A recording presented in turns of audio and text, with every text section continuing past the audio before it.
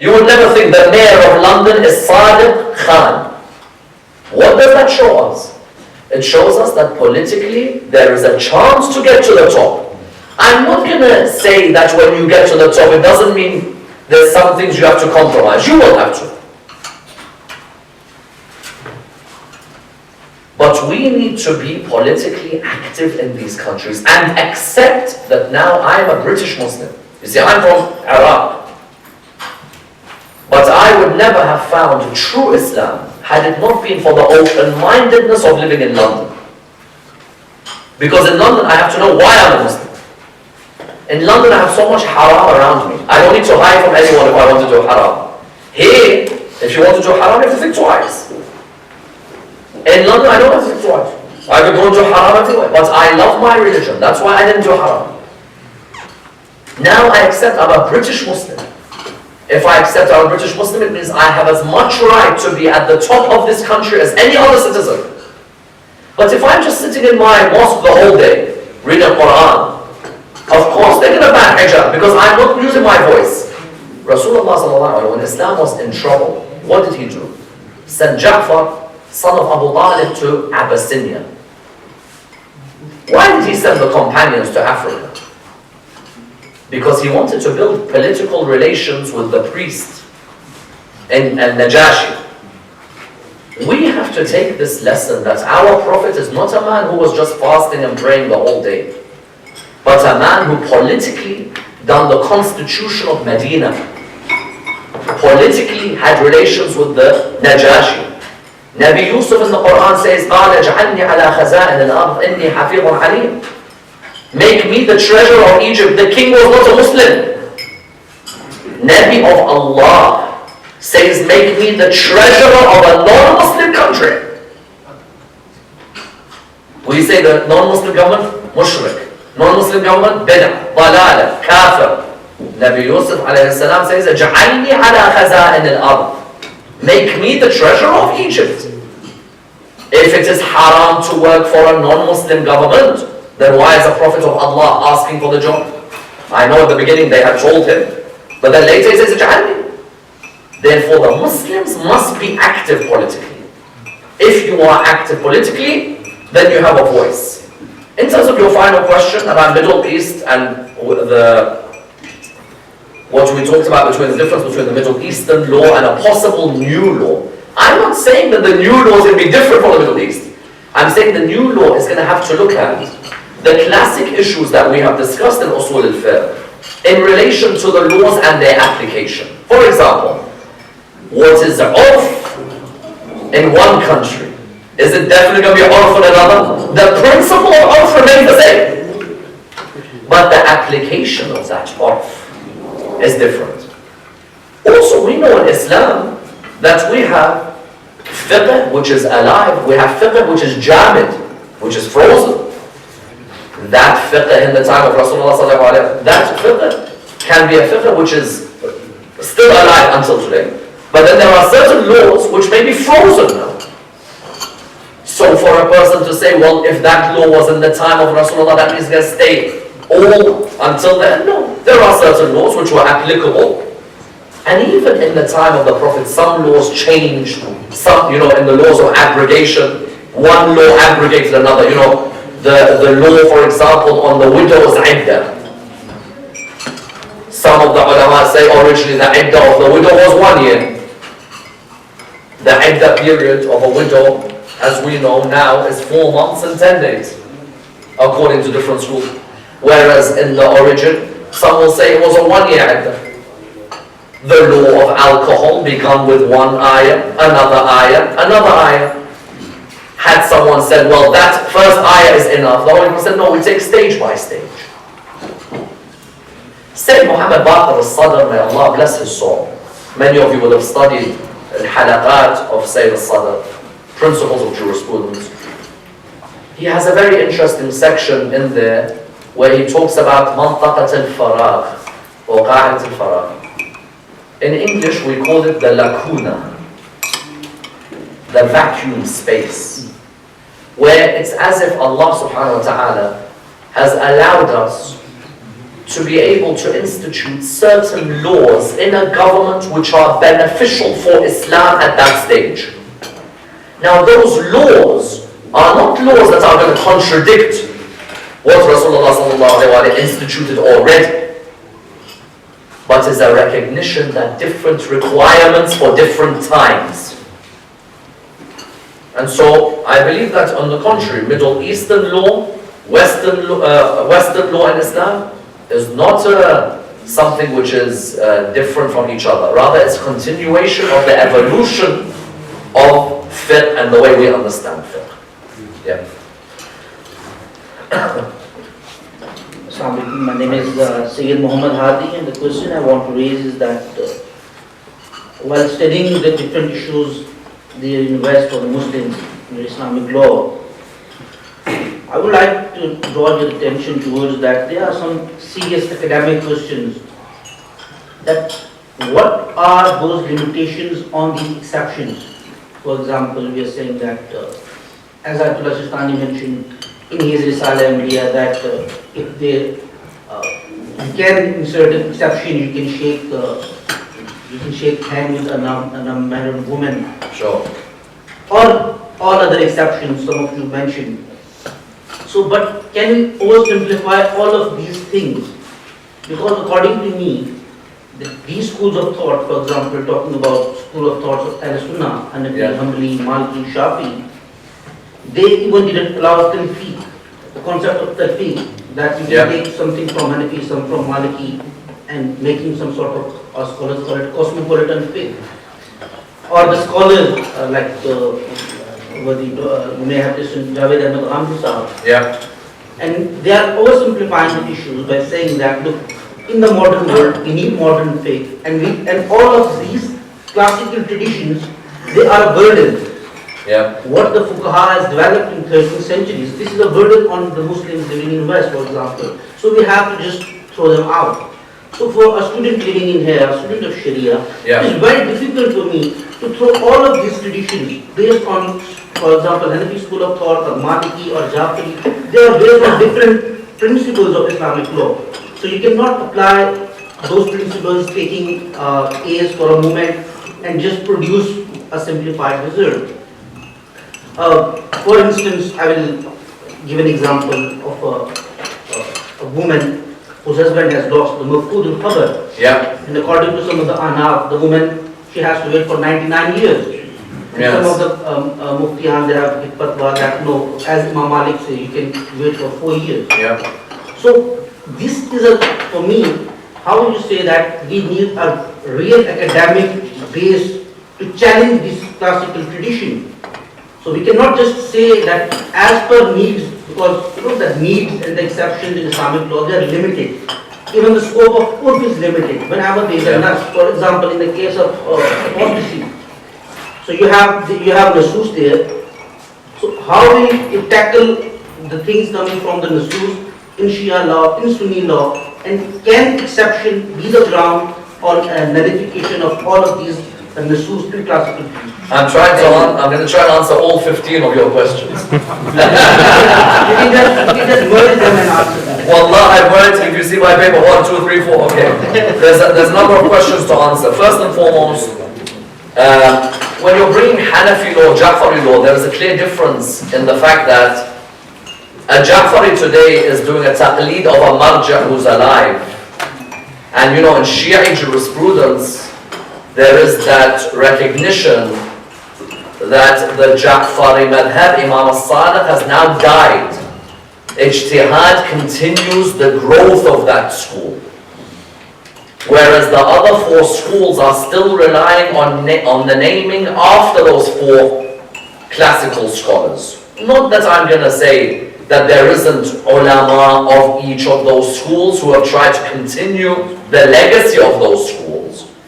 But you know, in Shi'ism, marja' taqleed and the idea of ijtihad is of a recognition that times will change, that new issues will come up, the mustahdatha, how do I deal with these masail? So, when you're trying to epistemologically begin with a theory of knowledge in comparison of the 5 schools, you have to be able to make a distinction between the living ijtihad of the Ja'fari and the classical ijtihad of the four other madhahib. And you know what's the biggest irony in Islamic law is Abdul Wahhab calling for reform. Irony. Muhammad bin Abdul Wahhab calling for reform because he felt that taqleed was causing the stagnation of Islam. Because you know, Muhammad bin Abdul Wahhab is the one who Wahhabism is named after. And Muhammad bin Abdul Wahhab believed that Islam had stagnated because Muslims living a couple of hundred years ago were following men who had lived 1,000 years before them. So Muhammad bin Abdul Wahhab decides that, well, we have to look at Islam again and see whether this taqleed of four has allowed us to progress or no. It's a good start. The problem is I think he went even further back than the four, because when you went to Salaf al-Salih, then you started all over again. I don't understand where he went then. So that's number one. Number two, we're not bringing principles from outside of Islam to look for the future of Islamic law. We're picking up principles which are within the tradition. Because there are two types of thoughts here. One type of thought is, let me bring principles from human rights, from United Nations Declaration of Rights, and then apply it to fiqh. What I am saying is that even within the Quran and within the Hadith, it is the one giving you the openness to be able to adjust and to be able to live Islamically at whatever time you are in. Because what are qawa'id fiqhiyya for us?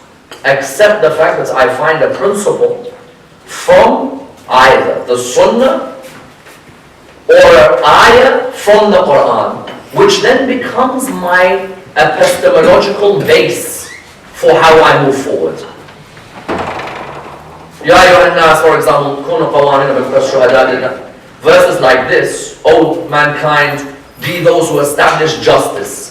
That is not me looking outside. Within the Quran, I have a principle. Now, as I move the school of law forward, I ask myself, is this living truly by the principle of the Quran? I have not gone away from the Quran. I have looked within the Quran. Now, when you're coming, for example, you mentioned apostasy as an example. Apostasy, what am I using to reach a conclusion on the murtad? Am I using Quran to reach this conclusion? Because if I look at the word murtad or look at its derivatives in the Quran, look Surah Al-Ma'idah, Ya ayyuha alladhina amanu man yartadda minkum an dinihi fasawfa ya'ti Allah biqawmin yuhibbuhum wa yuhibbuhum. Okay. Those who turn away from religion, Allah will raise a nation. There's nothing there about killing them. Is the adab, or the execution, or the punishment of the murtad here or al-qiyam? Someone says, but hadith tells me, Man baddala dinahu faqtuluh. Whoever changes their religion, kill them. Changes their religion. What is the qarina of changing religion? What's the qarina of this hadith?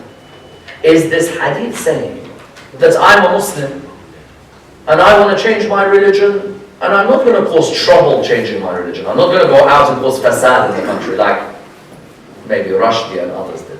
No. I say that, look, I'm looking at Tawheed. It doesn't make sense to me. So, and your religion says, فَمَنْ شَاءَ فَلْيُؤْمِنْ وَمَنْ شَاءَ فَلْيَكْفُرْ لَكُمْ دِينَكُمْ وَلِيَ دِينٍ لَا إِكْرَاهَ فِي الدِّينِ. So your religion is saying to me that you cannot compel me to be a Muslim. So maybe مَنْ بَدَّلَ دِينَهُ فَاقْتُلُوهُ. If we say that this is a hadith, tawatur is reached, maybe it's about those who joined Islam, got secrets from Rasulullah's army, and then said, you know what, I don't like this religion, I'm leaving. Or he's not joining the religion because he's a Muslim. He's joining to spy on the religion. You're looking at apostasy as if it's become some tawqifi thing which nobody can debate. Absolute in the equality of salah, for example. But I reply by saying, on the contrary, many of these discussions in Islamic law, I believe a person has to look at the text and the context. Big discussion. Many fuqaha are not good historians. The big problem.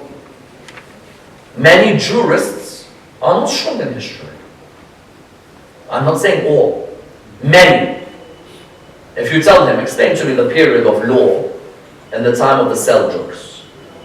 Explain to me the period when this book was written in the time of the Mamluks. Explain to me what was happening in Safavid Iran when this book is written. Many don't even know. He knows usul, fiqh. Usul, fiqh. That's all he knows. He now separates tarikh from fiqh. Big problem. Because then I don't know the tarikh, the context of when this book is written. Why is this book written? What was happening? You know, it's a famous work, Al-Lum'a al-Damashqiyya. Famous book. Many of those who teach Al-Lum'a al-Damashqiyya don't know what was happening in Islam at the time. Shahid al-Awwal, what's he doing? Why is he writing this? Why Shahid al-Thani wrote Rawd al-Bahri? For what reason? If you ask them. What was happening? What led to their deaths? Many don't know. If I don't know history related to fiqh, then even when it comes to other areas of law, I cannot separate history from it. I'll be very quick with the last points. In terms of, there is going to be certain evidences, there's going to be ta'arud in those adillah. I cannot deny. But bring the adillah together and let's see which ones of them are applicable. At the end, they are adillah. If there is certain adillah where there is going to be a contradiction between these proofs, that doesn't mean that I cannot use that particular proof on another area. Fourthly, my prophet and your prophet had one principle. This religion has come to bring yusr, not usr. Oh, Prophet of God, why did you combine salah? Why? On this occasion, why are you combining? Some Muslim schools combine salah when they're traveling. Some Muslim schools when it's raining. Some Muslim schools when there's war. Why? Because the religion has come to bring yusr, ease, not usr, hardship. Maybe that's a principle we've forgotten. Allah subhanahu wa ta'ala wanted us to run away from religion or come closer to religion. And last but not least, I certainly believe that sometimes when it comes to producing law, 1% of the production of the law from that jurist is his own worldview affecting his conclusion. And I think sometimes a person has to get rid of what he saw as a child or the way he thinks dunya should be for him to be sincere to what is the aim of law. If my wife has been wearing niqab the whole of her life, my kids have been wearing niqab the whole of their life, I find it very difficult for me to appreciate that you can have a Muslim woman wearing just khimar, jacket, jeans, and be a good human. Is the problem here the lawmaker or the lawgiver? Because if that woman has libas al-taqwa, which is the highest libas, then sometimes on these issues as well, we have to be appreciative that we don't allow what we think should be Islam to dictate the future of Islam. Yeah. Do you have any question? Yes, that should be the last question then, because Thank you so much. Answers. Very great discussion. I think if, as Bernard Russell says, my eyes saw not the men of old, their ages away as old. I weep to think I shall not see the heroes of posterity. So it's true now. Thank you. So my question is, what's the difference between humanism and religion? Religion is very simple, to do good and prevent bad. So what's the difference between humanism and religion? Thank you so much. If religion does not include humanism, then it's not a religion. There is no book on earth and no religion on earth that cares about the human like Islam.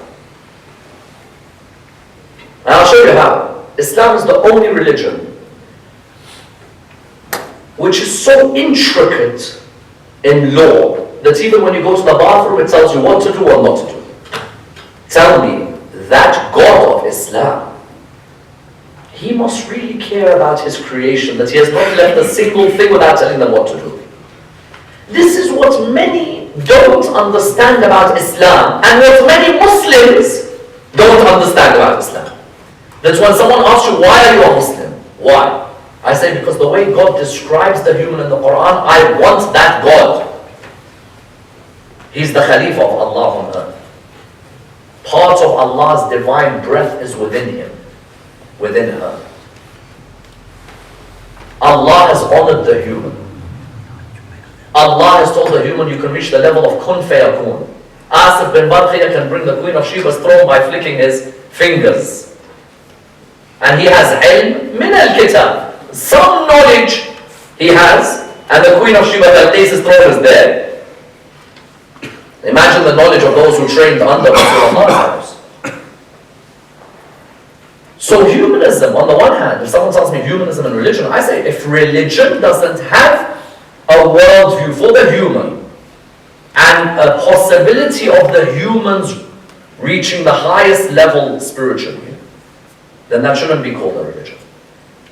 However, can humanism alone produce happiness? This is a question. I can't deny that as a person who doesn't believe in God, if you look at any person out there who doesn't believe in God, can they be good humans? I say yes. But why not become great humans? They can become good, but why not become great? And there are certain moral principles which we have in our fitrah, but the exceptions to their usage need to be guided by religion. If I give you a quick example, ghiba, backbiting. وَلَا يَغْتَبْ بَعْضُكُمْ بَعْضًا. Ghiba is haram in Islam. It's a sin. But if you're giving a marriage reference, can you do ghiba? If you're giving reference for marriage, yes you can. As a human, I can reach a conclusion that backbiting is wrong. Humanism tells you. But the exceptions to the norms need to be guided by God. And that's why if an atheist says to me, I can be a good human without God, I say, I don't deny you can be. And you probably are. But there are certain moral principles. The exceptions to the laws require a law to guide. Yeah. Do you have any question? السلام عليكم. اسمي أنا دكتور غلام الصغير. لا أريد أدعو أسئلة أمامك. والله أنا مسرور جدا بسماع كلامك. وأنا أظن هذا تطوع منك أن جئت هنا وأتيت فرصة الثمينة القيمة. والله أنا أشكر وأدعو بارك الله فيك. الله يسلمك دكتور. نسألكم الدعاء. Dr. Ammar Naqshwani sahab, we are indeed very grateful that you took time from your busy schedule and you honored us with your presence. And the challenging points that you placed here and raised here are becoming to be a base for our future conference on the Muslim minorities living in non-Muslim majorities. Brilliant idea. Yeah, and Council of Islamic Ideology intends to engage scholars who are expert in such questions. We definitely will be inviting you as well. Thank you. To guide us probably in October, here at the Council of Islamic Ideology. The crux of the discussion that we had here is the question of the impact of a particular situation and particular state of affairs in a particular area on the evolution of fiqh and juristic thoughts, which professor says that has not been properly taken into real context when fiqh has been recorded and written. And it is need of the time that we revisit fiqh and the fiqh interpretations, taking into consideration the worldview at that particular time, for example, in Iran or in Turkey, or for example in the Middle East, and today specifically in post-globalized world in the West that Muslims are possible. Right. So very thought-provoking, very informative, and we are very grateful, Professor, for coming to us and enlightening us. We hope that this interaction will continue and we will learn from each other difficult questions and practical solutions. Thank you very much. Thank you. My pleasure. Thank you so much.